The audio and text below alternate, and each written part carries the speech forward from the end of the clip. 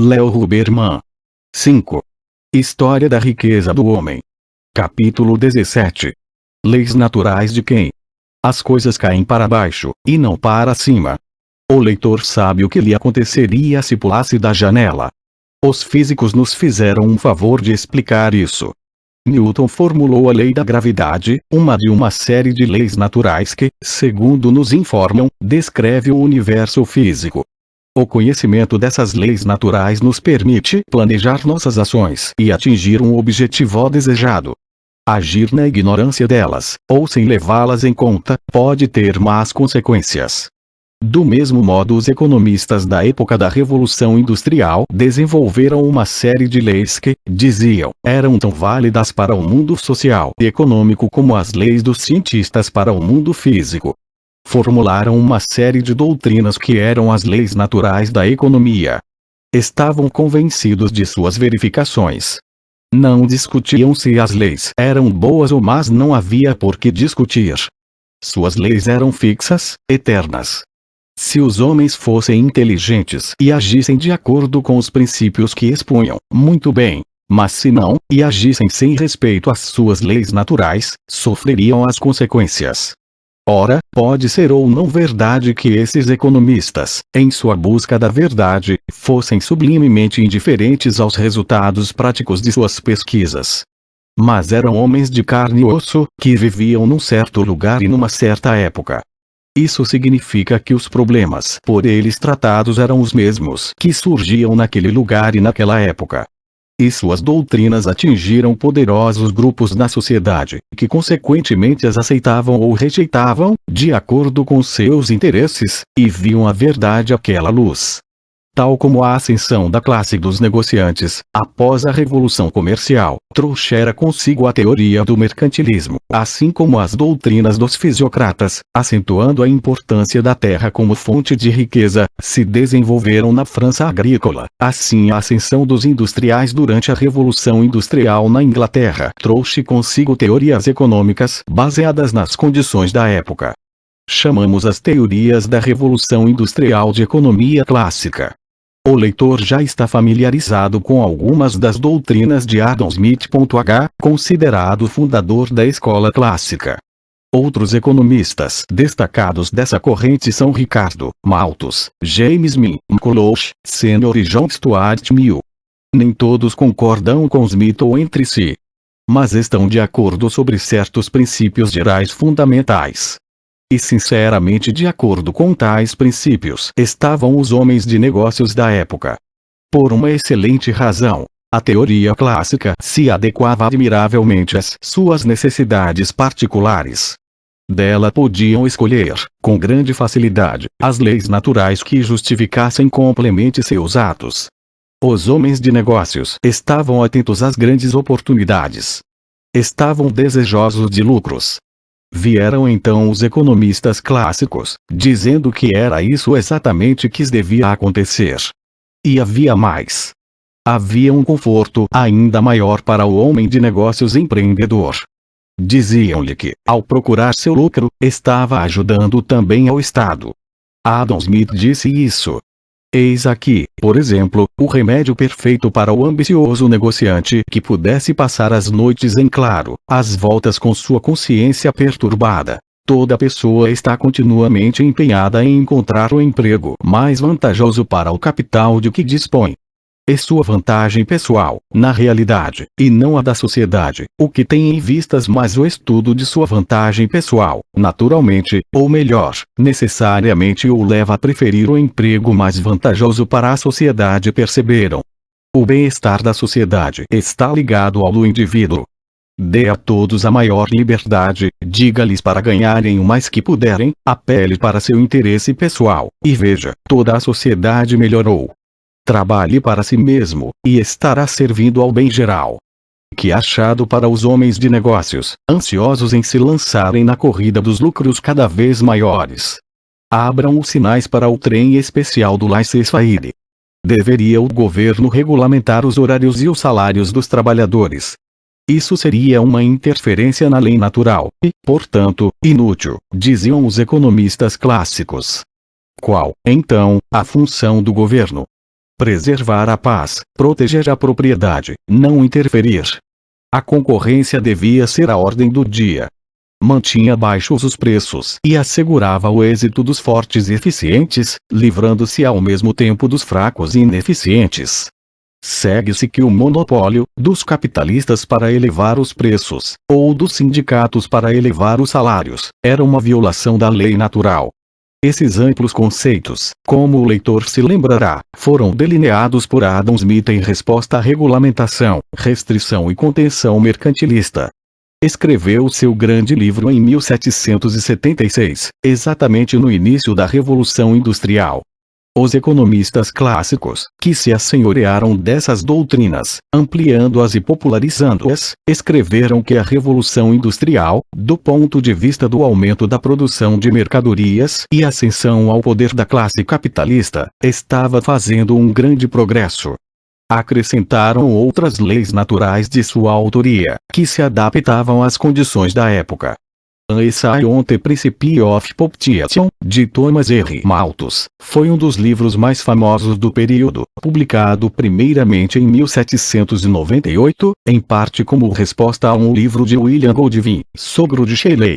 Godwin, C.M. Seu Inquiry Concerning Political Justice, escrito em 1793, afirmava que todos os governos eram um mal, mas que o progresso era possível e a humanidade poderia chegar à felicidade pelo uso da razão. Malthus desejava combater as perigosas crenças de Godwin. Queria provar que um grande progresso no destino da humanidade era impossível, o que seria uma boa razão para que todos vivessem contentes com o que havia, e não tentassem urna revolução como a da França.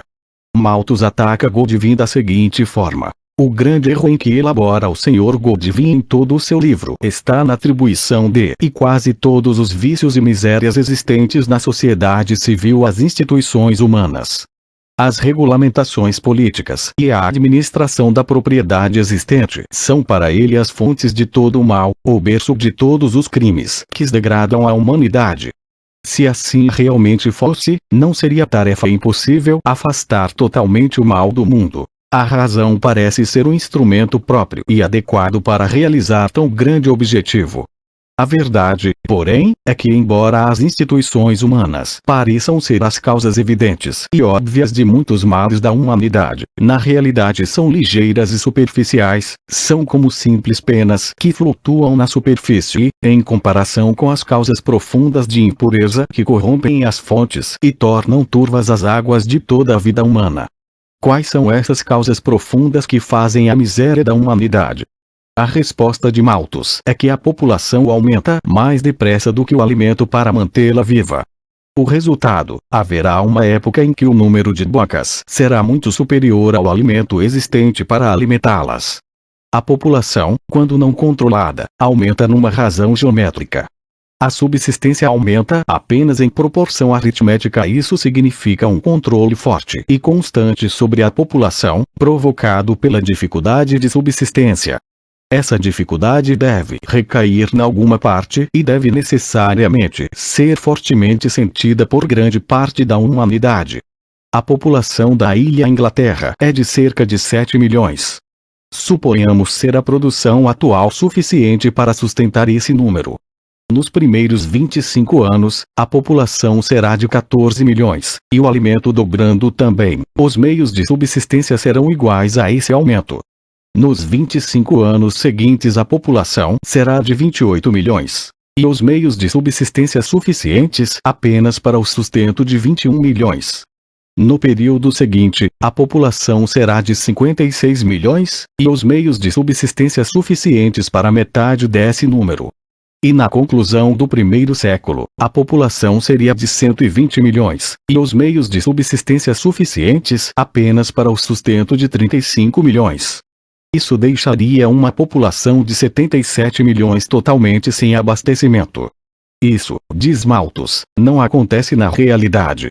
Porque a morte, na forma de epidemias, pestes e pragas e fome, age e recolhe sua taxa de crescimento demográfico, de forma que este se harmoniza com o suprimento de alimentos.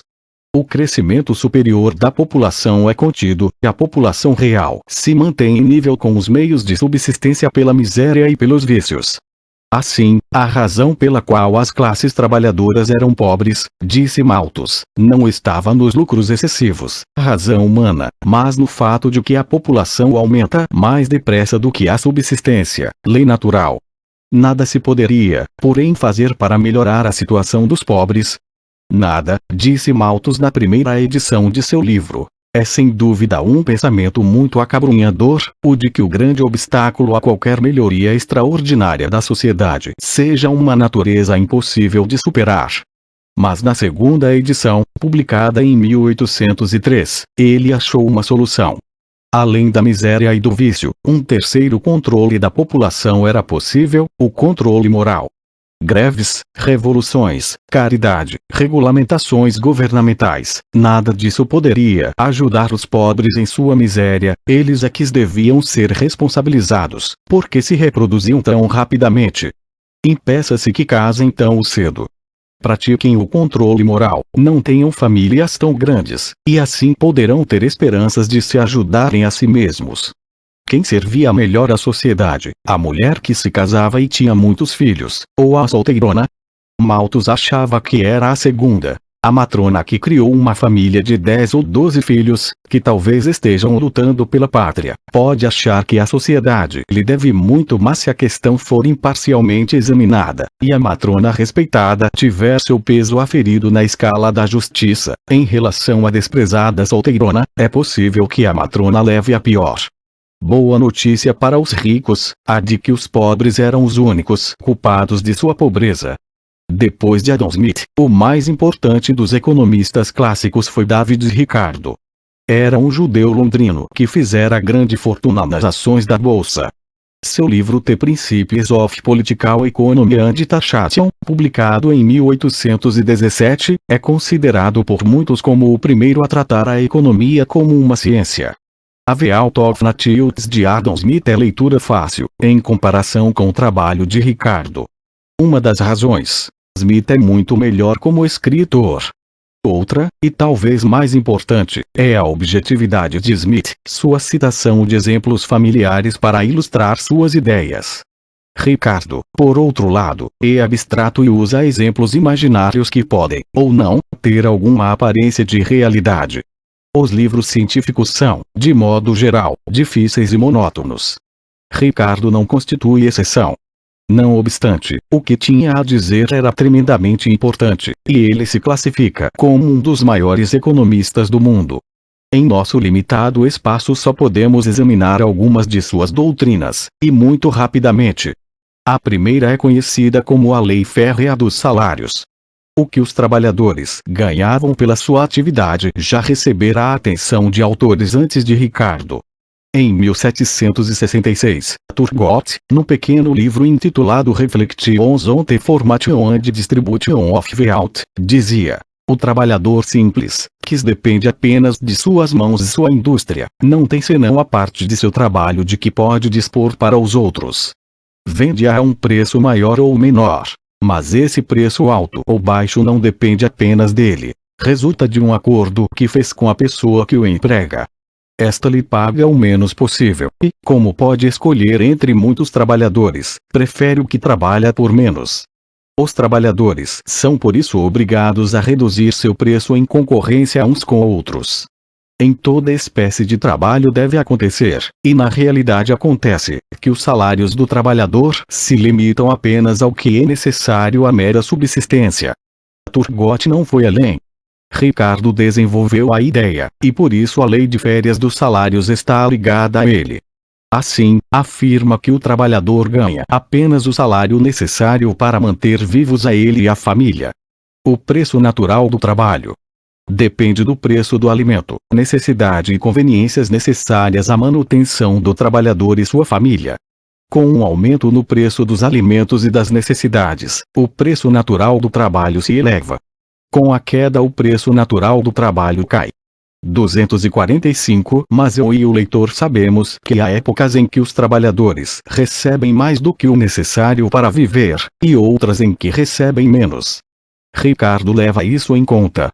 Distingue entre o preço do mercado do trabalho e seu preço natural. O preço do mercado do trabalho é o preço realmente pago por ele, resultado da operação natural da proporção entre a oferta e a procura. O trabalho é caro quando escasso, e barato quando abundante.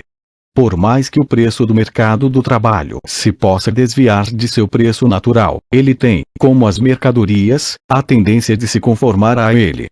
Para mostrar a exatidão dessa última frase, de que o preço do mercado tende a se conformar ao preço natural, Ricardo toma emprestada uma folha do livro de Malthus.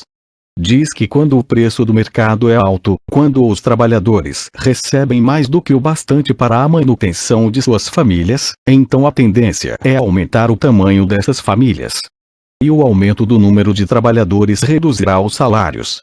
Quando o preço do mercado é baixo, quando os trabalhadores recebem menos do necessário para manter as famílias, então o seu número se reduz.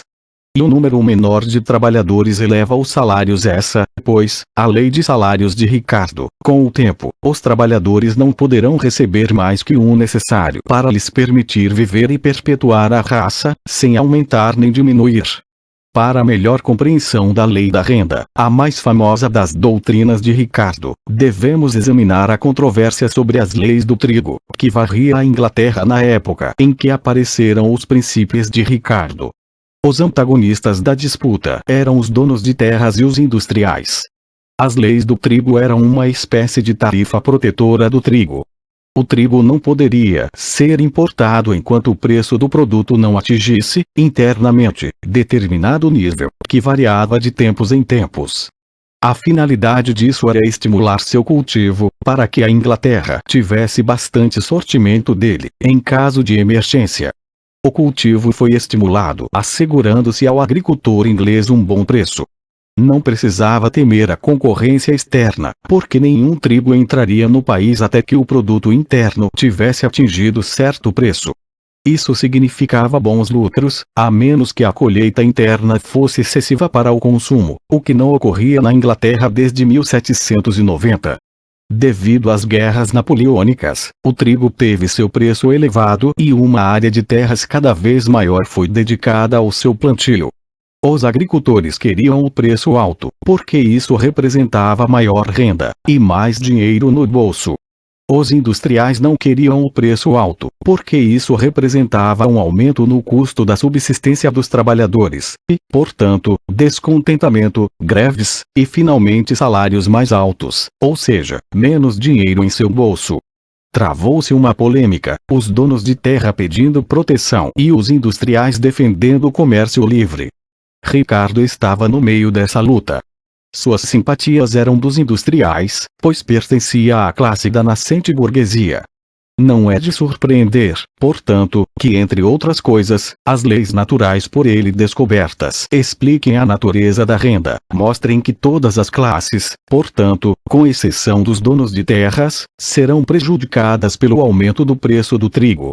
Como chegou a essa conclusão? Provando que quanto mais alto o preço do trigo, tanto mais altas as rendas. Aumentam estas, argumenta Ricardo, porque o solo é limitado e sua fertilidade difere. Se toda a terra tivesse as mesmas propriedades, se fosse ilimitada em quantidade e uniforme em qualidade, não seria possível cobrar pelo seu uso. Portanto, somente porque a terra não é de quantidade ilimitada nem de qualidade uniforme, porque, devido ao aumento da população, terra de qualidade inferior é posta em cultivo, que se paga renda pela sua utilização. Quando, na evolução da sociedade, terras de segundo grau de fertilidade são postas em cultivo, a renda imediatamente começa a ser cobrada pela terra de primeira qualidade, e o total dessa renda dependerá da diferença de qualidade nessas duas partes da terra. Quando a terra de terceira qualidade é posta em cultivo, a renda imediatamente começa na segunda, e é determinada, como antes, pela diferença em sua capacidade produtiva com os aumentos da população, que obrigarão o país a recorrer a terras de pior qualidade para que consiga o volume de alimentos de que necessita. A renda sobre a terra mais fértil começará a ser cobrada. Segundo Ricardo, as leis do trigo, elevando o preço do produto, fizeram os agricultores procurar terras mais pobres para seu plantio. Quando isso ocorreu, pagaram-se arrendamentos pelas terras mais férteis. Corria o passar do tempo, o solo mais pobre foi sendo cada vez mais cultivado e os arrendamentos subiram.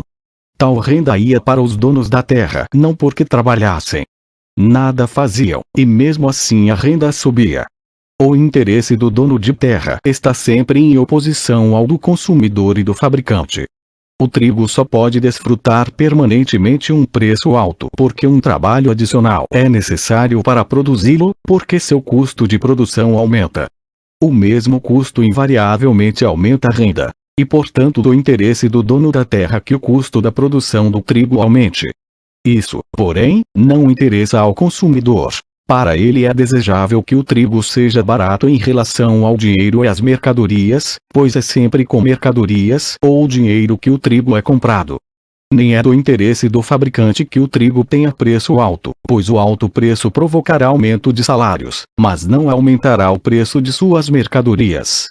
Esse último ponto é que era o problema, naturalmente. Enquanto os trabalhadores fossem obrigados a um salário de subsistência, segundo a lei mesma de salários de Ricardo, não lhes importava que o preço do trigo fosse alto ou baixo, seus salários subiam quando o trigo subia, caíam quando o trigo caía. Mas importava aos industriais que não podiam vender suas mercadorias por mais apenas por ser mais caro o trigo, e com isso se elevarem os salários. Ricardo continua, comparando os serviços prestados pelos industriais e pelos donos de terra, constatando a inutilidade destes. Os negócios entre o dono de terra e o público não são iguais às relações do comércio, pelas quais tanto o vendedor como o comprador têm de ganhar, pois no caso deles a perda recai totalmente sobre uma das partes, e o lucro totalmente sobre a outra. Os industriais acrescentaram as leis naturais de Ricardo às suas armas contra a proteção. Queriam a abolição das leis do trigo e o comércio livre. O parlamento, porém, era controlado pelos donos de terra, e por isso aquelas leis duraram muito, até 1846. Enquanto isso, alguns donos de terra, que não viam qualquer vantagem para o país em ter trigo barato, começaram a se preocupar com as condições de trabalho e os horários das fábricas. Humanitários, que gritavam pela correção dos males do industrialismo, viram-se ajudados pelos poderosos latifundiários, que desejavam vingar-se dos industriais pela sua hostilidade às leis do trigo. Nomearam-se comissões parlamentares para examinar as condições fabris e apresentar relatórios. Houve tentativas de aprovar leis, reduzindo as horas de trabalho. A oposição por parte dos industriais foi, naturalmente, tremenda, pois previam a ruína se seus trabalhadores não continuassem presos às máquinas, tal como antes. Mas os esforços conjuntos dos trabalhadores, humanitaristas e donos de terra tiveram êxito, e leis fabris, limitando as horas e regulando as condições, foram aprovadas. E a agitação em prol de mais restrições e regulamentos continuou. Um dos economistas clássicos, Nassau Sênior, elaborou uma doutrina provando que as horas não podiam ser mais reduzidas, porque o lucro obtido pelo empregador vinha da última hora de trabalho. Tirada esta, estaria eliminado o lucro, e destruída toda a indústria. Sob a lei atual, nenhuma fábrica que emprega pessoas com menos de 18 anos pode trabalhar mais do que 12 horas por 5 dias na semana, e 9 aos sábados. Ora, a análise seguinte mostrará que numa fábrica sob tal regime o lucro líquido é obtido da última hora. A análise de Sênior baseava-se num exemplo puramente imaginário, no qual a aritmética estava certa, mas as conclusões erradas. Isso se provou sempre que uma fábrica reduzia suas horas de trabalho, e continuava em funcionamento. Muito mais prejudicial aos trabalhadores do que a última hora de Sênior foi a doutrina do fundo de salário. Foi mais prejudicial porque foi adotada e ensinada pela maioria dos economistas.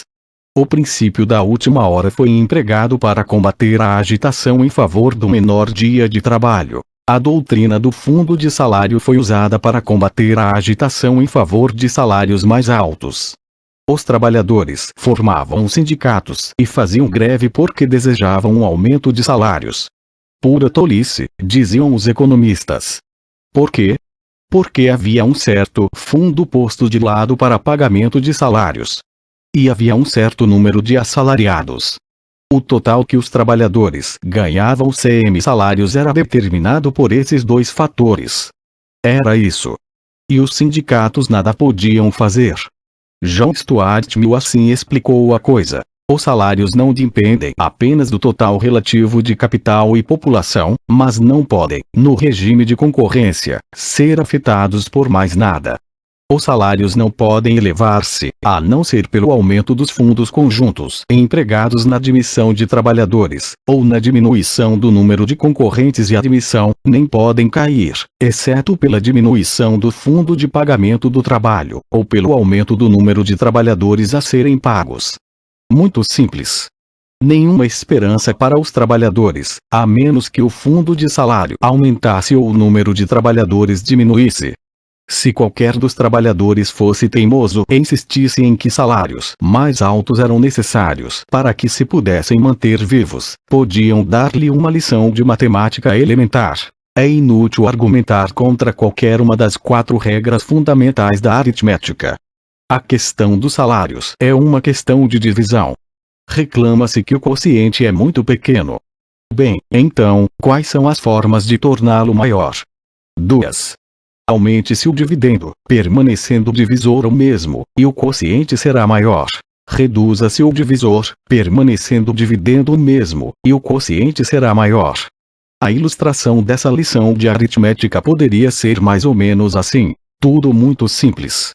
2 formas de conseguir maiores salários. A segunda forma reduza o divisor, isto é, decresça o número de trabalhadores, era um velho conselho. Malthus lhe dera o nome de restrição moral. A primeira forma, aumente o dividendo, isto é, aumente o volume do fundo de salários, poderia ser realizada, segundo Senior, permitindo que todos se empenhassem da forma que, pela experiência, lhes parecesse mais benéfica. Libertando a indústria da massa de restrições, proibições e tarifas protetoras, com as quais a legislatura por vezes, numa ignorância bem intencionada, por vezes com pena, e por vezes graças a um ciúme nacional, tem procurado esmagar ou dirigir mal seus esforços. Deixem os negócios em paz e o resultado será mais dinheiro no fundo reservado aos salários. Os homens de negócios concordavam. A teoria do fundo de salários era a resposta pronta dos industriais e economistas às reclamações dos trabalhadores e sindicatos. Os trabalhadores não se importavam com ela, porque sabiam na falsa. Sabiam que a ação dos sindicatos lhes conquistava melhores salários.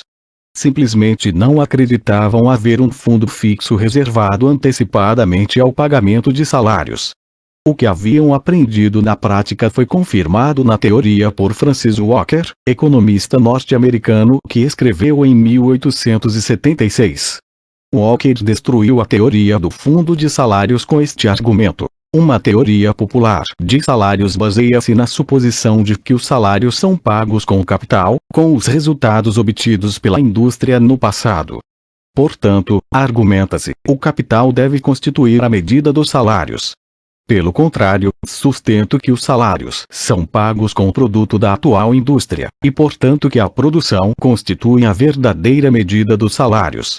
Um empregador paga salários para comprar trabalho, não para gastar um fundo que possa terça-feira. O empregador compra o trabalho com o objetivo de ter o produto desse trabalho, e o tipo e o total do produto determinam quais os salários que pode pagar. E, portanto, para a produção futura que os trabalhadores são empregados, e não porque o empregador esteja de posse de um fundo que deve gastar. E é o valor do produto que determina o total de salários que pode ser pago, e não o total de riqueza que o empregador tenha ou possa comandar. E, portanto, a produção, e não o capital, que fornece um motivo do emprego e a medida dos salários. Provas excelentes a favor da exatidão do argumento de Walker, de que os salários não são um adiantamento pago ao trabalhador pelo capital, é proporcionada pela prática comum hoje na indústria têxtil do Japão e Índia, onde os salários são retidos. No Japão, os salários ganhos pelas moças que trabalham na indústria da seda ou na pequena indústria do algodão são habitualmente pagos diretamente a seu país. Esses salários podem ser pagos semestralmente, ou, no caso da indústria da seda, no fim de um ano de trabalho, e na Índia os salários são pagos com um mês ou 6 semanas de atraso. As fábricas chegam a cobrar 9% de juros no caso de fazerem pequenos adiantamentos sobre o próximo pagamento, isso de salários já ganhos. Mas não foi necessário aguardar a prova, dada no século XX, da falsidade da teoria do fundo salarial. A classe trabalhadora a denunciou desde o começo como contrária à sua experiência. Walker deu em 1876 numerosos exemplos da vida norte-americana para provar que não havia nenhuma exatidão na teoria, e 7 anos antes que lançasse a última pá de terra no caixão do fundo salarial, até mesmo os economistas admitiam que essa lei natural não era absolutamente uma lei. John Stuart Mill fora o homem cujo Principles of Political Economy, publicado em 1848, muito contribuíra para popularizar a doutrina. Ao comentar um livro para a Fortnightly Review, em maio de 1869, publicou sua retratação. A doutrina até agora ensinada por todos, ou pela maioria dos economistas, inclusive eu próprio, negando a possibilidade de que as combinações comerciais pudessem elevar os salários, ou que limitassem suas operações a esse respeito à obtenção, um tanto anterior, de um aumento que a concorrência do mercado teria produzido sem elas. Essa doutrina é destituída de base científica, e deve ser posta de lado. Foi um ato de coragem de J.S. Mill. Cometera um erro e o confessava honestamente. Mas para os trabalhadores, era tarde demais, essa denúncia de uma doutrina que os perseguira por mais de meio século. De pouco lhe servia uma ciência que proporcionava ao inimigo todo um arsenal, sempre que os trabalhadores procuravam conseguir algum progresso. De pouco lhe servia uma ciência que praticamente não lhes oferecia a esperança de melhorar de vida. De pouco lhe servia uma ciência que a todo momento servia aos interesses da classe patronal. Um dos mais destacados adeptos da escola clássica, o professor J. E. Cairnes, admitia que os trabalhadores têm razão de desconfiar da ciência da economia.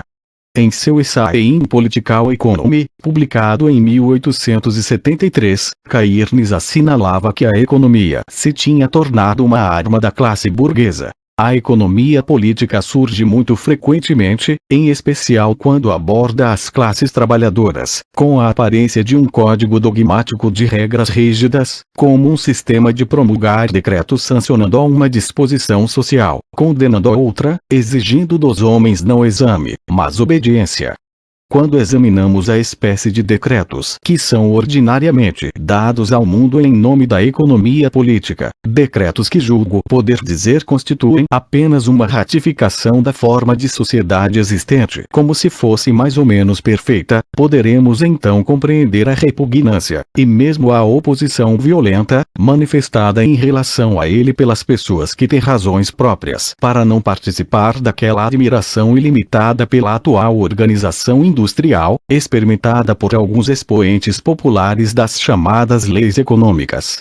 Quando se diz a um trabalhador que a economia política condena as greves, olha com desconfiança as propostas de limitação do dia de trabalho, mas prova a acumulação de capital, e sanciona a taxa de salários do mercado, não parece uma resposta imprevista que, como a economia política é contra o trabalhador, compete a este ser contra a economia política. Não parece absurdo que esse novo código venha a ser considerado com desconfiança, como sistema possivelmente concebido no interesse dos empregadores, e que é dever dos trabalhadores esclarecidos simplesmente repudiar e negar. Era verdade ser a economia política contra o trabalhador. Era também verdade ser ela a favor do homem de negócios, particularmente o da Inglaterra. Os ensinamentos dos economistas clássicos difundiram-se pela França e Alemanha, e no primeiro quartel do século XIX os livros famosos de economia publicados nesses países foram, em sua grande parte, traduções ou exposições dos trabalhos dos economistas clássicos ingleses. Mas tornou-se aos poucos evidente aos pensadores de ambos os países que a doutrina clássica não era apenas a doutrina do homem de negócios, mas sob certos aspectos era peculiarmente uma doutrina do homem de negócios da Inglaterra. Não que os economistas clássicos estivessem conscientemente dispostos a ajudar o homem de negócios inglês. Isso não seria necessário. Pelo fato de viverem na Inglaterra numa época determinada, suas doutrinas tinham de refletir o meio. Isso ocorreu, e os economistas e homens de negócios de outros países logo descobriram. Tomemos, por exemplo, o comércio livre. Adam Smith o defenderá, e Ricardo e outros que o seguiram, também. Eram partidários de um comércio mundial livre. Não só as barreiras internas deviam ser eliminadas, mas também as barreiras entre países. Ricardo defende muito simplesmente o intercâmbio internacional livre. Num sistema de comércio perfeitamente livre, cada país naturalmente dedica seu capital e trabalho aos empreendimentos que lhe são mais benéficos. Essa busca de vantagem individual está admiravelmente ligada ao bem universal do todo. Estimulando a indústria, recompensando a engenhosidade, e usando da forma mais eficaz os poderes atribuídos pela natureza, ela distribui o trabalho com mais eficiência e mais economicamente. Ao mesmo tempo, aumentando a massa geral de produção, difunde o bem geral e une, pelo laço do interesse comum e do intercâmbio, a sociedade universal das nações por todo o mundo civilizado. É esse princípio que determina ser o vinho feito na França e Portugal, que o trigo seja cultivado na América e Polônia, e que as mercadorias de ferro e outras sejam manufaturadas na Inglaterra. Ricardo pode, nesse trecho, estar certo ou não quanto ao valor de troca livre internacional de mercadorias. Mas não há dúvida de que estava absolutamente certo para a Inglaterra, na época em que escreveu. A Revolução Industrial ocorreu ali primeiro. Os industriais ingleses começaram antes dos industriais do resto do mundo, estando à frente deles em métodos, em máquinas, em facilidades de transporte. Os ingleses podiam e estavam prontos a cobrir a terra com os produtos de suas fábricas. Portanto, o comércio internacional livre lhe servia. Por essa razão mesma, não servia aos homens de negócios de outros países. Alexander Hamilton, na América, instituiu um sistema de tarifas protetoras na administração de Washington. Outros países também tinham barreiras tarifárias, mas sob a influência da economia inglesa clássica, estavam começando a namorar as ideias do comércio livre. Em 1841, no momento em que os louvores ingleses às virtudes superlativas do comércio internacional livre se estavam tornando populares em outros países, Friedrich List publicou seu Sistema Nacional de Economia Política, atacando-o. List era alemão, e na Alemanha da época a indústria era ainda jovem e subdesenvolvida. Passara alguns anos nos Estados Unidos, onde verificara ocorrer o mesmo na indústria americana. Viu que, se o comércio internacional livre fosse estabelecido, seria necessário às indústrias dos dois países, atrasadas em relação à Inglaterra, um longo tempo para alcançá-la, se conseguissem. Disse ser a favor do comércio livre, mas somente depois que as nações menos avançadas igualassem as mais adiantadas. Qualquer nação que, devido a infelicidades, esteja atrás das outras na indústria, comércio e navegação, embora possua os meios mentais e materiais para desenvolver-se, deve acima de tudo fortalecer sua capacidade individual, a fim de poder entrar na concorrência livre com nações mais adiantadas. Disse que os preços baratos não eram tudo, e que coisas baratas podiam custar caro. O que tornava grande um país não era seu estoque de valores em determinado momento, mas sua capacidade de produzir valores. As causas da riqueza são totalmente diferentes da riqueza em si.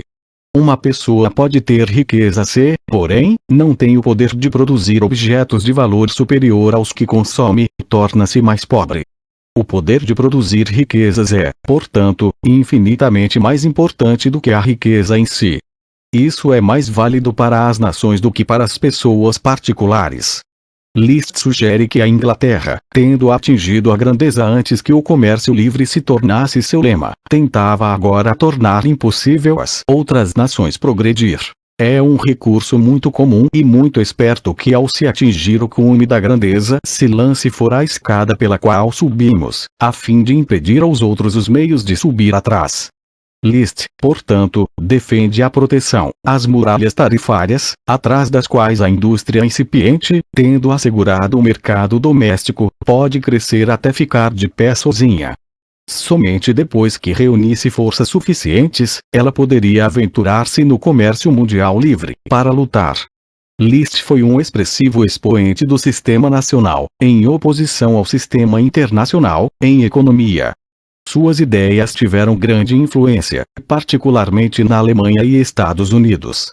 Ele foi, com sua forte defesa da proteção contra o comércio livre de Adam Smith e seus seguidores, um dos numerosos descrentes da infalibilidade da escola clássica. A economia clássica, tão popular e poderosa na primeira metade do século XIX, começou a perder um pouco de sua força na segunda metade. Naquela época, começaram a surgir os trabalhos de um homem que, embora aceitando alguns dos princípios expostos pelos clássicos, levou-os através de caminhos diversos até uma conclusão muito diversa. Também ele era alemão. Seu nome, Karl Marx. Capítulo 18. Trabalhadores de todos os países, une-vos. Se eu tivesse $1 milhão. Quantas vezes já brincamos com essa deliciosa ideia? Ela nos ocorre cada vez que os jornais publicam retratos dos felizes ganhadores dos sweepstakes. De forma semelhante, sempre houve quem passasse uma boa parte de seu tempo especulando sobre sociedades melhores do que aquelas em que viveram. Frequentemente, tais especulações não vão além do sonho. Ocasionalmente, porém, os sonhadores realmente se entusiasmam, trabalham muito em suas ideias e concluem suas utopias, visões da sociedade ideal do futuro. Na verdade, a tarefa não era difícil. Quase que todas as pessoas de imaginação a poderiam ter executado. Bastava olhar à volta e saberíamos o que devemos evitar. Há pobres por toda parte, na utopia elimina-se a pobreza. Há desperdício na produção e distribuição de mercadorias, na utopia, formula-se um método de produção e distribuição 10% eficiente.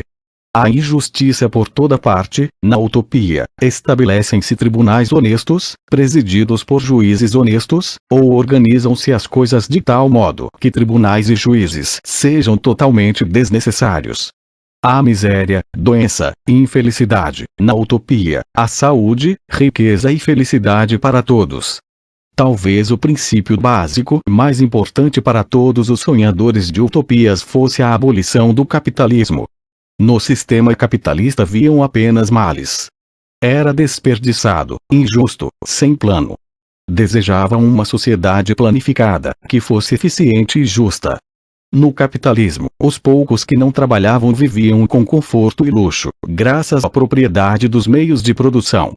Os utopistas viam na propriedade comum desses meios a forma de viverem todos bem. Por isso, em suas sociedades visionárias, planejavam que os muitos que executariam o trabalho viveriam com conforto e luxo, graças à propriedade dos meios de produção. Isso era o socialismo, e era o sonho dos utópicos. Surgiu então Karl Marx. Também ele era socialista. Também ele desejava melhorar as condições da classe trabalhadora. Também ele desejava uma sociedade planificada. Também ele desejava que os meios de produção fossem de propriedade de todo o povo. Mas, e isso é muito importante, não planejou nenhuma utopia. Praticamente nada escreveu sobre a sociedade do futuro. Estava tremendamente interessado na sociedade do passado, em como evoluiu, desenvolveu-se e decaiu, até se tornar a sociedade do presente. Estava tremendamente interessado na sociedade do presente porque desejava descobrir as forças que nela provocariam a modificação para a sociedade do futuro. Mas não gastou seu tempo nem se preocupou com as instituições econômicas do amanhã. Passou quase todo o seu tempo estudando as instituições econômicas de hoje. Desejava saber o que movimentava as rodas da sociedade capitalista onde vivia. O nome de seu maior trabalho foi O Capital, Análise Crítica da Produção Capitalista. Por meio dessa análise da sociedade capitalista, chegou à conclusão de que o socialismo viria, não sonhou seu advento, tal como fizeram os utópicos. Marx julgou que o socialismo viria como resultado de forças definidas que operavam na sociedade, sendo necessária uma classe trabalhadora revolucionária organizada para provocá-lo. Tal como a economia clássica pode ser considerada a economia do homem de negócios, porque nela ele encontrava ajuda e conforto, a economia de Marx pode ser chamada de economia do trabalhador, porque nela o trabalhador verificava seu importante lugar no esquema das coisas, e encontrava também esperanças no futuro. O ponto fundamental da doutrina econômica de Marx é que o capitalismo se baseia na exploração do trabalho. Era fácil ver que nos dias da escravidão o trabalhador, isto é, o escravo, fazia um péssimo negócio. Todos concordavam com isso. Os mais delicados podiam mesmo exclamar com raiva: é chocante. Está absolutamente errado que um homem trabalhe para outro. É uma boa coisa que a escravidão tenha sido abolida. Igualmente era fácil ver que no período feudal o trabalhador, isto é, o servo, fazia mau negócio. Não há dúvida quanto a isso. Era evidente que ele, como o escravo, tinha de trabalhar para outro homem, seu senhor. Trabalhava, digamos, 4 dias na semana na sua terra, os outros 2 dias na terra do senhor. Em ambos os casos, a exploração do trabalhador era evidente. Mas não era fácil ver que na sociedade capitalista o trabalhador continuava a fazer um mau negócio. Resumidamente, o operário é um agente livre. Ao contrário do escravo ou do servo, ele não tem de trabalhar para seu dono ou senhor. Presumidamente, ele pode trabalhar ou não, como queira. E tendo escolhido o patrão para o qual deseja trabalhar, o operário recebe pagamento pelo seu trabalho, no fim da semana. Certamente, isso era diferente, não era isso a exploração do trabalho. Marx discordava. Dizia estar o trabalhador na sociedade capitalista sendo explorado, tal como fora na sociedade escravocrata e na feudal. Marx dizia que a exploração na sociedade capitalista era oculta, mascarada. Arrancou-lhe a máscara com a teoria da mais-valia. Nessa teoria, tomou de Ricardo a teoria do trabalho defendida em graus variados, pela maioria dos clássicos, desde Adam Smith até John Stuart Mill. Segundo essa doutrina, o valor das mercadorias depende do total de trabalho necessário para produzi-la. Marx cita um economista famoso, Benjamin Franklin, como partidário dessa teoria trabalhista do valor.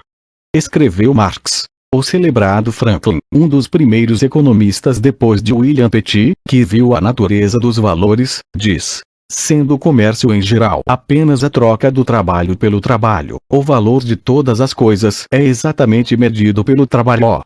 Marx faz uma distinção entre os bens em geral e as mercadorias. A produção de mercadoria é típica da sociedade capitalista. A riqueza das sociedades nas quais predomina a forma capitalista de produção se apresenta como uma imensa acumulação de mercadorias, tendo por unidade a mercadoria isolada. Nossa investigação deve, portanto, começar com a análise de uma mercadoria. Um bem se transforma em mercadoria ao ser produzido não para o consumo direto, mas para a troca. Um paletó feito para uso próprio não é uma mercadoria. Um paletó feito para ser vendido a alguém, para ser trocado por dinheiro ou por outro artigo, é uma mercadoria. Quem satisfaz diretamente suas necessidades com o produto de seu próprio trabalho cria, na verdade, valores de uso, mas não mercadorias. A fim de produzi-las, deve produzir não apenas valores de uso, mas valores de uso para outros, valores de uso sociais. O homem que faz um paletó, não para usar, mas para trocar, para vender, produziu uma mercadoria. A questão importante, a seguir, é o preço pelo qual a trocará. O que determina o valor dessa mercadoria? Compare-se esse paletó com outra mercadoria, um par de sapatos. Como artigos, como meios de satisfazer as necessidades humanas, não parece haver muito em comum entre eles. Nem entre eles e outras mercadorias, pão, lápis, salsicha etc. Mas estas só podem ser trocadas entre si por terem algo em comum, e o que têm em comum, diz Marx, é serem produtos do trabalho. Todas as mercadorias são produtos do trabalho. O valor, portanto, ou a taxa a que uma mercadoria é trocada, é determinada pelo total de trabalho em que se encerra. E esse total é medido pela extensão de sua duração, isto é, o tempo de trabalho.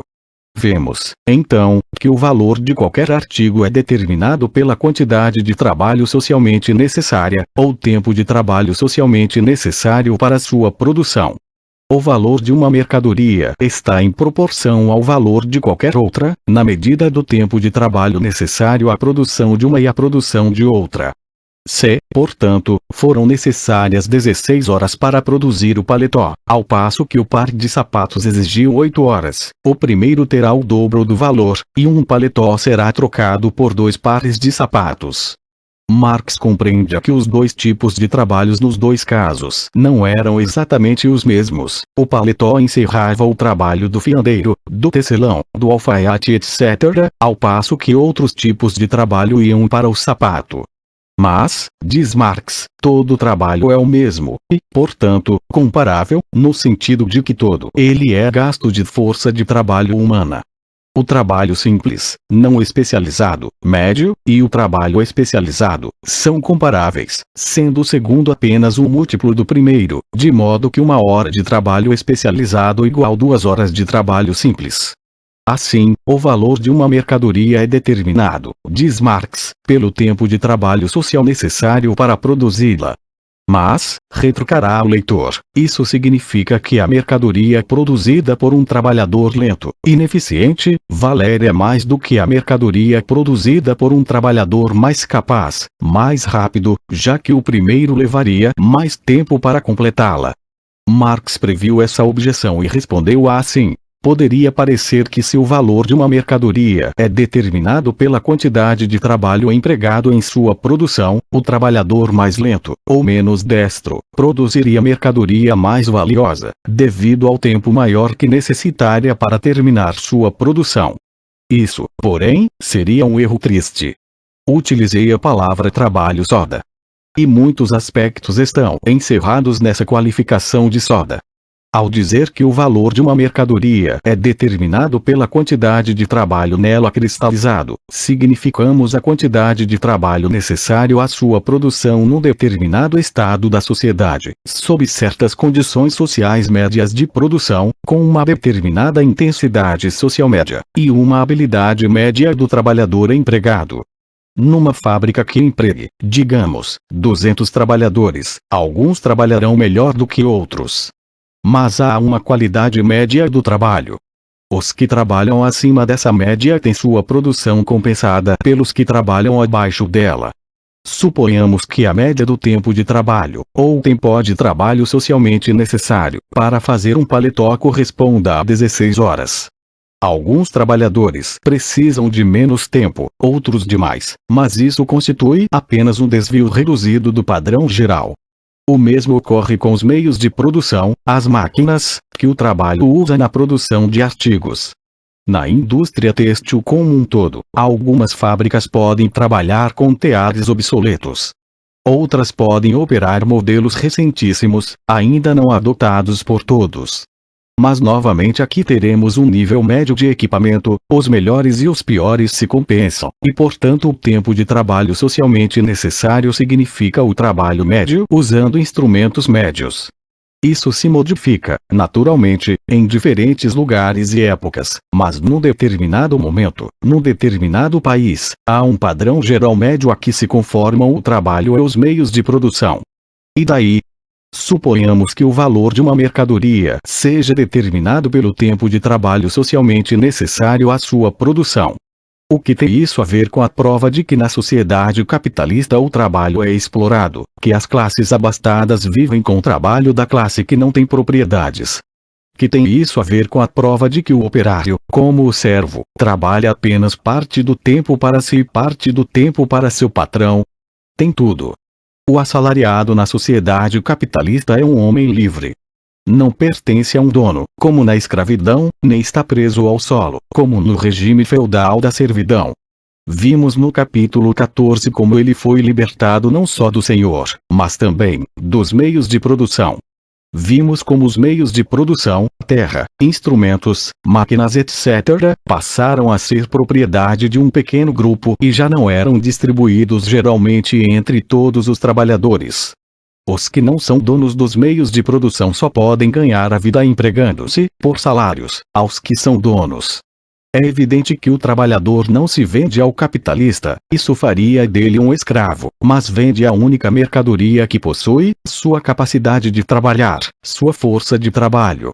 Para a conversão de seu dinheiro em capital, portanto, o dono do dinheiro deve encontrar no mercado trabalhador livre, livre no duplo sentido de que, como homem livre, pode dispor da força de trabalho como sua mercadoria e que por outro lado não tem outra mercadoria para vender, faltando-lhe todo o necessário para a realização de sua capacidade de trabalho.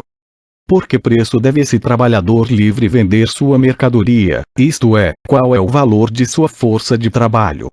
Seu valor é, como o de qualquer outra mercadoria, determinado pelo total de trabalho necessário para produzi-la. Em outras palavras, o valor da força de trabalho do operário é igual a todas as coisas necessárias à sua vida, e, como o suprimento do trabalho deve ser permanente, ao custo da manutenção de uma família. O que se compreende por essa soma difere segundo a época e o local. Exemplo, difere hoje nos Estados Unidos e na China. O trabalhador recebe salários em troca de sua capacidade de trabalho.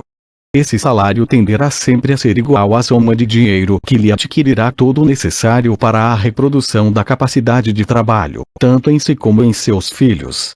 Marx assim apresenta a questão. O valor da força de trabalho é o valor dos meios de subsistência necessários à manutenção do trabalhador. Seus meios de subsistência devem ser suficientes para mantê-lo no estado normal de indivíduo trabalhador. Suas necessidades naturais, como alimento, roupas, combustível, abrigo, variam segundo o clima e outras condições físicas de seu país. Por outro lado, o número e extensão das chamadas necessidades fundamentais são em si produto da evolução histórica, e dependem, portanto, em grande parte, do grau de civilização de um país, dos hábitos e graus de conforto em que se formou a classe dos trabalhadores livres. O dono da força de trabalho é mortal. A força de trabalho que, pelo desgaste e pela morte, deixa o mercado, deve ser continuamente substituída, no mínimo, por um volume correspondente de nova força de trabalho. Portanto, a soma dos meios de subsistência necessário à produção da força de trabalho deve incluir os meios necessários à substituição do trabalhador, isto é, aos seus filhos, a fim de que essa raça de donos de uma mercadoria peculiar possa perpetuar-se no mercado. Isso significa simplesmente que o operário receberá, em troca de sua capacidade de trabalho, salários que serão apenas suficientes para mantê-lo e a sua família vivos, com um pouco mais, em alguns países, para comprar um rádio, um carro, ou uma entrada de cinema, ocasionalmente. Observe-se que no trecho acima Marx se refere a essa raça de donos de uma mercadoria peculiar. O que há de peculiar na mercadoria do trabalho, a força de trabalho? É peculiar porque, ao contrário de todas as outras mercadorias, pode criar um valor superior ao que encerra. Quando o trabalhador se aluga, vende sua força de trabalho não apenas pelo tempo que leva para produzir o valor de seus salários, mas pela extensão de todo um dia de trabalho. Se o dia de trabalho for de 10 horas, e o tempo necessário para produzir o valor de seu salário for igual a 6 horas, então sobram 4 horas durante as quais o operário não está trabalhando para si, mas para seu patrão. As 6 horas Marx chama de tempo de trabalho necessário, e as 4 horas, tempo de trabalho excedente. Do valor do produto total de 10 horas de trabalho, 6 décimos correspondem ao salário, 4 décimos são iguais à mais-valia, que fica em poder do patrão e constitui seu lucro. O valor de uma mercadoria é determinado pela quantidade total de trabalho nela encerrada. Mas parte dessa quantidade de trabalho é realizada no valor, pelo qual foi pago um equivalente na forma de salário. Parte dela é realizada no valor cujo equivalente não foi pago. Parte do trabalho encerrado na mercadoria é trabalho pago. Parte é trabalho não pago. Vendendo a mercadoria pelo seu valor, ou seja, pela cristalização da quantidade total do trabalho nela empenhado, o capitalista está necessariamente vendendo com lucro. Vende não apenas o que ela lhe custou, embora tenha custado o trabalho de seu operário. O custo da mercadoria para o capitalista e seu custo real são coisas diversas. Repito, portanto, que o lucro normal e médio é obtido vendendo a mercadoria não acima do seu valor, mas pelo seu real valor. A teoria da mais-valia de Marx resolve o mistério de como o trabalho é explorado na sociedade capitalista. Vamos resumir todo o processo em frases curtas. O sistema capitalista se ocupa da produção de artigos para a venda, ou de mercadorias. O valor de uma mercadoria é determinado pelo tempo de trabalho socialmente necessário encerrado na sua produção. O trabalhador não possui os meios de produção, terra, ferramentas, fábricas, etc.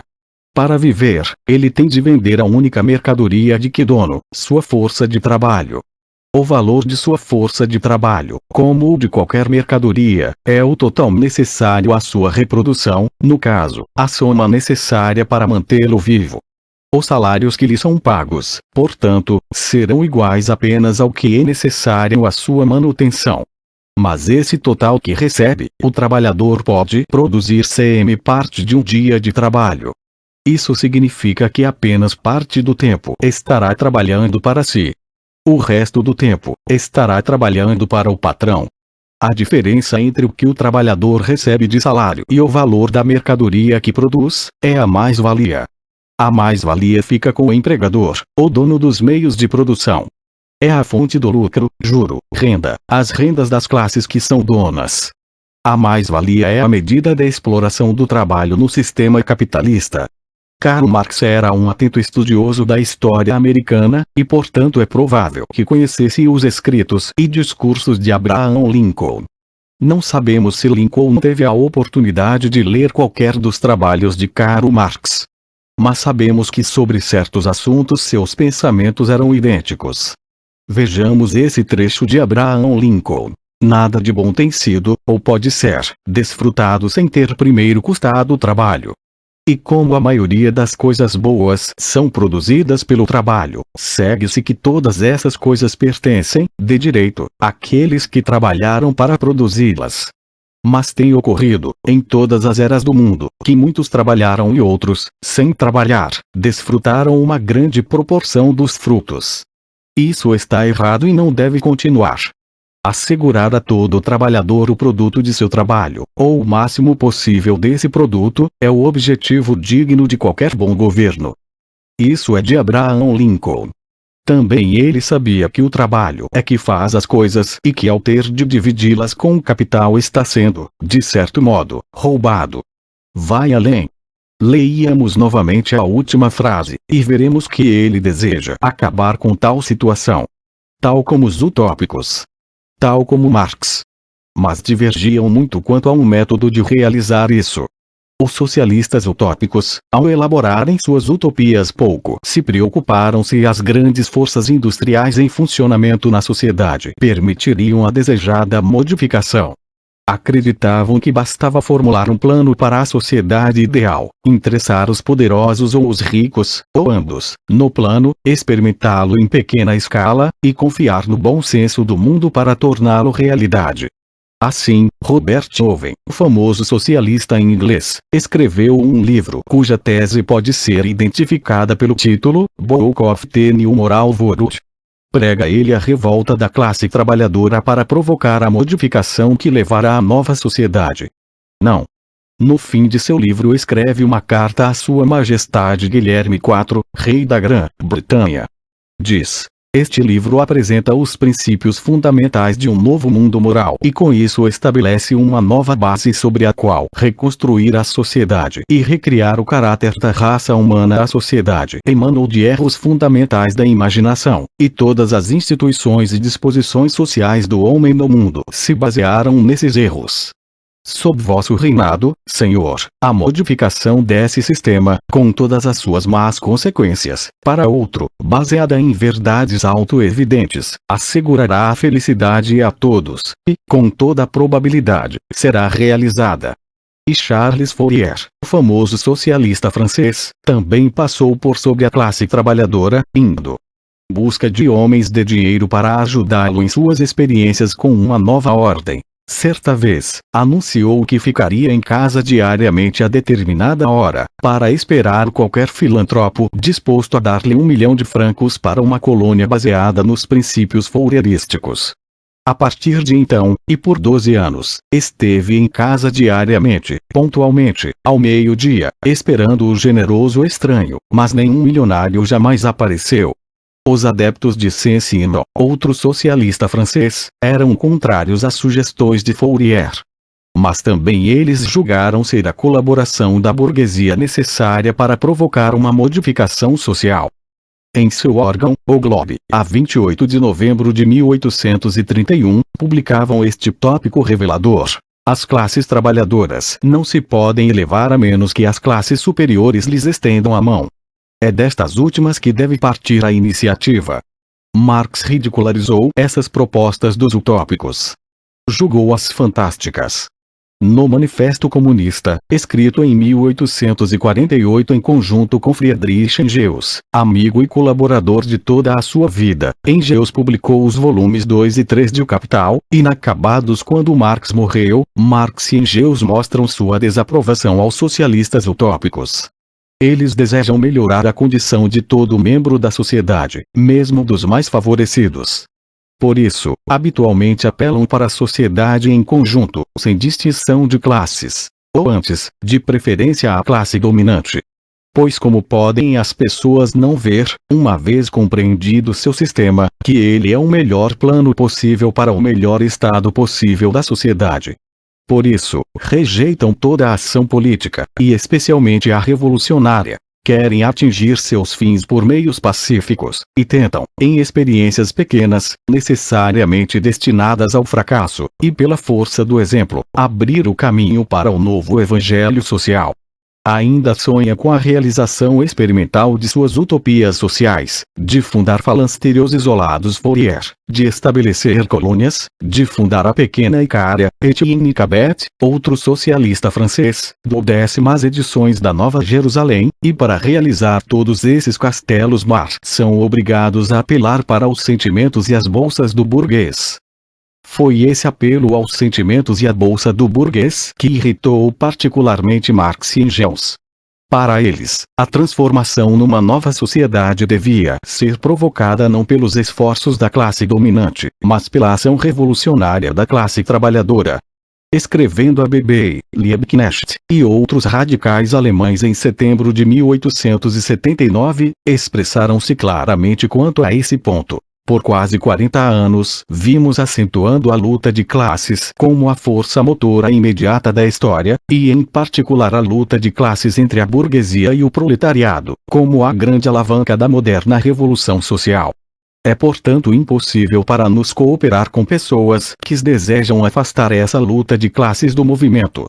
Quando a Internacional foi formada, formulamos expressamente o grito de guerra. A emancipação da classe trabalhadora deve ser realizada pela própria classe trabalhadora. Não podemos, portanto, cooperar com pessoas que consideram os trabalhadores carentes de educação para se emanciparem sozinhos, e devem ser libertados primeiramente de cima, pelo burguês filantropo e pelo pequeno burguês. Que queriam Marx e Engels dizer ao chamar a luta de classes de força motora imediata da história, e a luta de classes entre a burguesia e o proletariado de grande alavanca da moderna revolução social? A resposta a essa pergunta só pode ser encontrada examinando-se a forma pela qual interpretavam a história. Que filosofia da história tem o leitor? Acredita que os acontecimentos históricos são principalmente uma questão de acaso, meros acidentes sem um tema de ligação entre todos eles? Ou acredita que as modificações históricas são devidas ao poder das ideias? Ou acredita que os movimentos históricos podem ser atribuídos às influências dos grandes homens? Se o leitor acredita em qualquer dessas filosofias, não é um marxista. A escola de historiadores que tem em Marx seu fundador e mais brilhante expoente explica os movimentos, as modificações ocorridas na sociedade, como resultado, consequência, das forças econômicas da sociedade. Para essa escola, as coisas não são independentes umas das outras, mas interdependentes. A história parece ser apenas uma sequência de atos desordenados. Mas, na realidade, conforma-se a um padrão definido de leis que podem ser descobertas. Engels explica as raízes da filosofia de Marx nos seguintes termos. Nesse sistema, e aí está seu grande mérito, pela primeira vez todo o mundo, natural, histórico e intelectual, é representado como um processo, isto é, como um movimento constante, uma modificação, transformação, desenvolvimento. É a tentativa de estabelecer a ligação interna que dá continuidade a todo esse movimento e evolução. Desse ponto de vista, a história da humanidade deixa de parecer um rodópio louco de ideias sem sentido, mas sim um processo de evolução do próprio homem. A economia, política, lei, religião e educação de cada civilização estão ligados, um depende do outro e é condicionado pelos outros. De todas essas forças, a economia é a mais importante, fator básico. A chave de tudo são as relações existentes entre os homens, como produtores. A forma pela qual os homens vivem é determinada pela forma de ganhar a vida, pelo modo de produção predominante dentro de qualquer sociedade, em determinado momento. Marx assim o afirma. Meus estudos levaram-me à conclusão de que as relações legais, bem como as formas de Estado, não podiam ser compreendidas em si, nem explicadas pelo chamado progresso geral do espírito humano, e sim que estão enraizadas nas condições materiais de vida na produção social que os homens realizam, entram em relações definidas. Essas relações de produção correspondem a um determinado estágio no desenvolvimento de sua capacidade material de produção. A soma total dessas relações de produção constitui a estrutura econômica da sociedade, a base real, sobre a qual se levantam as superestruturas jurídica e política, e a que correspondem formas definidas de consciência social. O modo de produção na vida material determina o caráter geral dos processos de vida social, política e espiritual. Não é a consciência dos homens que determina sua existência, mas sim o contrário, é sua existência social que determina sua consciência. Essa filosofia nos proporciona um instrumento para a análise e interpretação da história. A forma pela qual os homens ganham sua vida, o modo de produção e troca, é a base de toda a sociedade. A maneira pela qual a riqueza é distribuída e a sociedade dividida em classes depende do que é produzido, e como são trocados os produtos. Da mesma forma, os conceitos de direito, justiça, educação etc., o conjunto de ideias de cada sociedade, são adequados à fase de desenvolvimento econômico atingido por essa sociedade. E o que provoca a revolução social e política? É simplesmente uma modificação nas ideias humanas. Não. Pois tais ideias dependem de uma modificação que ocorre primeiramente na economia, no modo de produção e troca. O homem progride em sua conquista da natureza. Descobrem-se novos e melhores métodos de produzir e trocar mercadorias. Quando essas modificações são fundamentais e de K. Marx, Contribuição Crítica da Economia Política, 1859. De alcance, surgem os conflitos sociais. As relações nascidas das velhas formas de produção estão solidificadas. Os modos de vida antigos se fixaram no direito, na política, na religião, na educação. A classe que estava no poder quer conservá-lo, e entra em conflito com a classe que está em harmonia com o novo método de produção. A revolução é o resultado. Essa interpretação da história, segundo os marxistas, torna possível compreender o mundo que de outra forma seria incompreensível. Examinando os acontecimentos históricos do ponto de vista das relações de classe provocadas pelas formas de ganhar a vida, o que era ininteligível torna-se pela primeira vez inteligível. Tendo como instrumento esse conceito da história, podemos compreender a transição do feudalismo para o capitalismo e deste para o comunismo. Por terem estudado o passado desse ponto de vista, Marx e Engels puderam atribuir à burguesia seu lugar adequado na história. Não disseram que o capitalismo e os capitalistas são maldosos, explicaram como a forma de produção capitalista surgiu de condições anteriores. Acentuaram o caráter revolucionário da burguesia no seu período de crescimento e luta com o feudalismo. Vemos então, os meios de produção e troca sobre os quais a burguesia se elevou, foram provocados pela sociedade feudal. Em certa fase da evolução desses meios de produção e troca, As relações feudais de propriedade deixaram de ser compatíveis com as forças produtivas já existentes. Tornaram-se cadeias. Tinham de ser rompidas, e foram rompidas.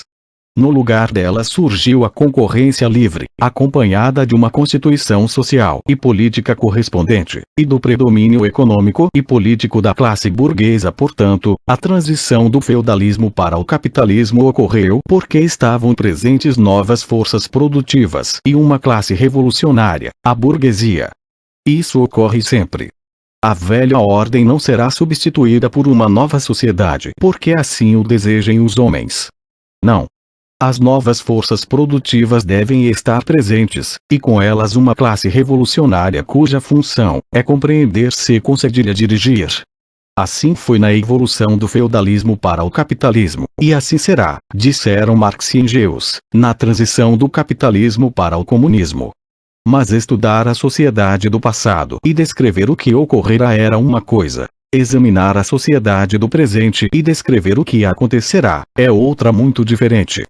Que prova tinham Marx e Engels de que o capitalismo deve, como o feudalismo, desaparecer do cenário histórico? Que prova tinham de que o capitalismo se decomporia internamente, que as forças da produção já estavam concebidas e eram impedidas de progredir e de se desenvolver livremente pelas relações de produção? Marx e Engels, já em 1848, analisaram a sociedade capitalista e assinalaram certas características dentro do sistema de produção que, segundo eles, determinavam seu desaparecimento. Assinalaram o seguinte: a crescente concentração da riqueza nas mãos de uns poucos. O esmagamento de muitos pequenos produtores pelos grandes produtores. O uso crescente da máquina, substituindo um número cada vez maior de trabalhadores e criando uma força industrial de reserva. A crescente miséria das massas. A ocorrência de colapsos periódicos no sistema, crises, cada qual mais devastadora do que a outra. E o mais importante, a contradição fundamental da sociedade capitalista, o fato de que enquanto a produção em si cada vez mais socializada, o resultado do trabalho coletivo, a apropriação, é privado, individual. O trabalho cria, o capital se apropria. No capitalismo, a criação pelo trabalho já se tornou uma empresa conjunta, um processo cooperativo com milhares de operários trabalhando em conjunto, frequentemente, para produzir apenas uma coisa, como por exemplo o automóvel. Mas os produtos, socialmente produzidos, são apropriados não pelos seus produtores, mas pelos donos dos meios de produção, os capitalistas. E aí está o problema, a origem do conflito. A produção socializada contra a apropriação capitalista. Isso está resumido numa notável passagem de O Capital de Marx. Um capitalista sempre mata muitos. Lado a lado com essa centralização, ou essa expropriação de muitos capitalistas por uns poucos, desenvolve-se, em escala sempre crescente, a forma cooperativa de processo de trabalho, a transformação dos instrumentos de trabalho em instrumentos de trabalho usáveis apenas em comum, juntamente com a diminuição constante do número de magnatas do capital, cresce a massa da miséria, opressão, escravidão, degradação, exploração. Mas, com isso, cresce também a revolta da classe trabalhadora disciplinada, unida, organizada pelo mecanismo mesmo do processo de produção capitalista. O monopólio do capital se torna uma cadeia sobre os modos de produção. A centralização dos meios de produção e a socialização do trabalho chegam finalmente a um ponto em que se tornam incompatíveis com sua estrutura capitalista. A estrutura é rompida. O dobre de finado soa para a propriedade privada capitalista. Os expropriadores são expropriados. Marx e Engels esperavam uma época em que as forças sociais de produção já não poderiam ser contidas pelas limitações impostas pela propriedade privada e pela apropriação individual. Previam que o conflito resultante levaria ao estabelecimento de uma nova e harmoniosa sociedade, na qual a propriedade e controle dos meios de produção seriam transferidos das mãos de uns poucos capitalistas apropriadores para os muitos produtores proletários. Mas como se efetuaria essa modificação? Pela ação dos homens. E quais eram os homens que efetuariam essa modificação? O proletariado. Por quê? por ser quem mais sofre as contradições do capitalismo, porque não está interessado em preservar um sistema baseado na propriedade privada, no qual não recebe a sua justa parte. A evolução do capitalismo para o comunismo é inerente ao próprio capitalismo, e o instrumento da transição é o proletariado. Marx não era um revolucionário de gabinete, que se satisfizesse em dizer aos outros o que fazer e por que fazê-lo. Não, ele fazia o que dizia. E como suas palavras não eram apenas uma explicação do mundo, mas também um instrumento para modificar o mundo, ele mesmo, como revolucionário sincero, tinha de participar da luta. E participou. Ao compreender que o instrumento para abolir o capitalismo era o proletariado, naturalmente dedicou sua atenção ao preparo e organização da classe trabalhadora para suas lutas políticas e econômicas. Foi o membro mais ativo e influente da Associação Internacional dos Trabalhadores, a primeira internacional, estabelecida em Londres a 28 de setembro de 1864. 2 meses após sua fundação, a 29 de novembro de 1864, Marx escrevia ao Dr. Kugelmann, um alemão que era seu amigo: a associação, ou antes, seu comitê, é importante porque os líderes dos sindicatos de Londres dele participam. Os líderes dos trabalhadores parisienses também estão ligados a ele. Marx e Engels atribuíam grande importância aos sindicatos. A organização da classe trabalhadora como classe por meio dos sindicatos e verdadeira organização de classe do proletariado na qual trava sua luta diária contra o capital, na qual se exercita-se para quê? Para a luta por salários mais altos, menores dias de trabalho, melhores condições. Certamente. Mas para uma luta muito mais importante também, a luta pela completa emancipação da classe trabalhadora, pela abolição da propriedade privada. Como é da propriedade privada dos meios de produção que surgem todos os males do capitalismo, o ponto principal do programa de Marx e Engels era a abolição da propriedade privada, base da exploração. O objetivo imediato dos comunistas é a formação do proletariado como classe, a derrubada da supremacia burguesa, a conquista do poder político pelo proletariado. A característica do comunismo não é a abolição da propriedade em geral, mas a abolição da propriedade burguesa. Mas a moderna propriedade privada burguesa é a expressão final e mais completa do sistema de produção e apropriação dos produtos, que se baseia no antagonismo de classes, na exploração dos muitos pelos poucos. Nesse sentido, a teoria dos comunistas pode ser resumida numa única frase: abolição da propriedade privada. A burguesia se horroriza com nossa intenção de acabar com a propriedade privada. Mas, na sociedade burguesa, a propriedade privada já não existe para 9/10 da população. Sua existência para uns poucos é devida exclusivamente à sua não existência para os outros 9/10. A burguesia nos acusa, portanto, de pretendermos acabar com uma forma de propriedade que tem como condição de existência a inexistência de qualquer propriedade para a imensa maioria da sociedade.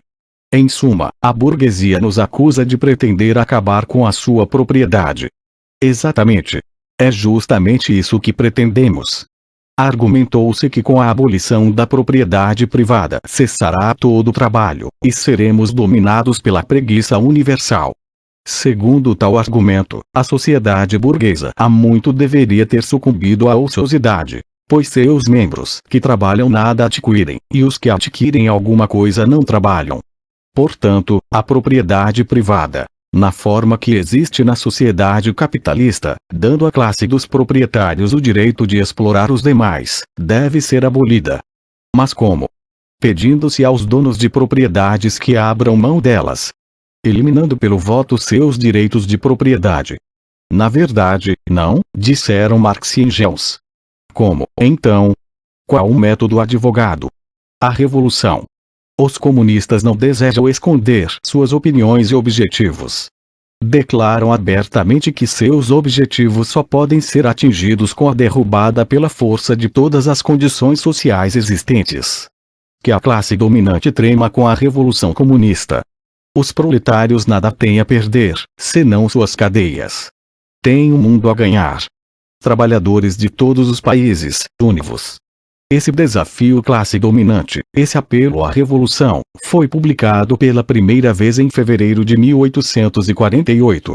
É interessante que um mês antes de sua publicação, uma completa sanção às revoluções era feita pelo grande americano Abraham Lincoln, num discurso na Câmara dos Deputados, a 12 de janeiro de 1848. Qualquer povo, em qualquer parte, tendo o desejo e o poder, tem o direito de levantar-se e derrubar o governo existente e formar um novo, que lhe seja melhor. É um direito muito valioso e sagrado, um direito que, acreditamos e esperamos, venha a libertar o mundo. Porque falava Lincoln do direito de levantar-se e derrubar o governo existente? Por que não realizar as modificações desejadas dentro da estrutura do governo antigo?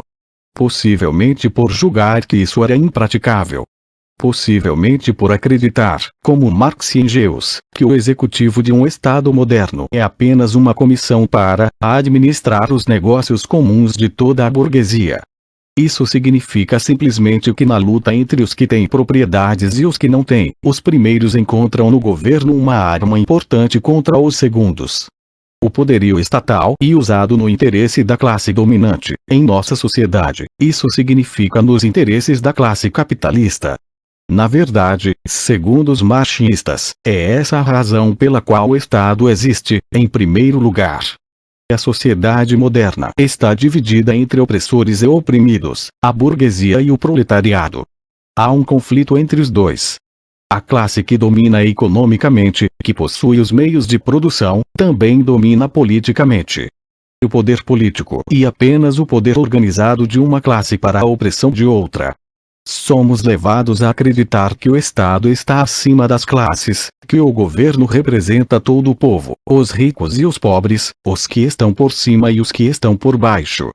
Mas na realidade, como a sociedade econômica baseia-se hoje na propriedade privada, segue-se que qualquer ataque à cidadela do capitalismo, isto é, a propriedade privada, encontrará a resistência do Estado, até a violência, se necessária. Na verdade, enquanto existirem classes, o Estado não pode estar acima delas, fica ao lado dos dominantes. Adam Smith assim expressou esse pensamento. Sempre que a legislatura tenta regulamentar a diferença entre os senhores e seus trabalhadores, seus conselheiros são sempre os senhores. E uma grande autoridade, mais próxima de nossa época, deu em termos inequívocos sua opinião de que o governo é controlado pelos que controlam a vida econômica. Em 1913 o presidente Woodrow Wilson escrevia: os fatos da situação são os seguintes. Um número relativamente pequeno de homens controla a matéria-prima deste país, os Estados Unidos. Um número relativamente pequeno de homens controla a força hidráulica, que o mesmo número de homens controla em grande parte as ferrovias, que por acordo entre si controlam preços, e que o mesmo grupo controla os maiores créditos do país. Os donos do governo dos Estados Unidos são os capitalistas e industriais dos Estados Unidos. Mesmo admitindo que a máquina estatal esteja sob controle da classe dominante, segue-se daí que a única forma de tomar o proletariado esse controle é pela derrubada violenta do governo. Por que não usar as urnas? Por que não tomar o poder através de processos democráticos? Por que não concorre o proletariado às eleições? São perguntas importantes, causa de lutas amargas entre os próprios trabalhadores. Uma resposta dada habitualmente pelos revolucionários e a de que a força tem de ser usada, que o sangue tem de correr, não porque desejam usar a violência, mas porque a classe dominante não cederá a isso. Há um exemplo forte a favor de tal argumento. Se Marx estivesse vivo em 1932, poderia ter usado a seguinte notícia publicada no New Yorker Day Tribune para apoiar seu ponto de vista. Bulgária, monarquia, tem capital comunista, mas o domínio vermelho do Conselho de Sofia terá vida curta. Sófia, Bulgária, 26 de setembro. A esmagadora vitória dos comunistas nas eleições municipais de ontem causou grande surpresa e muito constrangimento aqui. Dos 35 assentos que tem o Conselho Municipal, os comunistas obtiveram 22, contra 10 para o bloco aliado do governo e os democratas, e 3 para o partido de Zankov. Desde as eleições parlamentares de 1931, os comunistas dobraram seu eleitorado, ao passo que o bloco governamental perdeu 50% de seus votantes. Sofia é a primeira capital europeia, fora da Rússia, a se tornar comunista, e a anomalia se torna ainda mais chocante pelo fato de ser a Bulgária uma monarquia e estar a residência do rei Boris a apenas alguns minutos a pé do Conselho Municipal. Por isso, e por outras razões, uma administração comunista da cidade não será tolerada.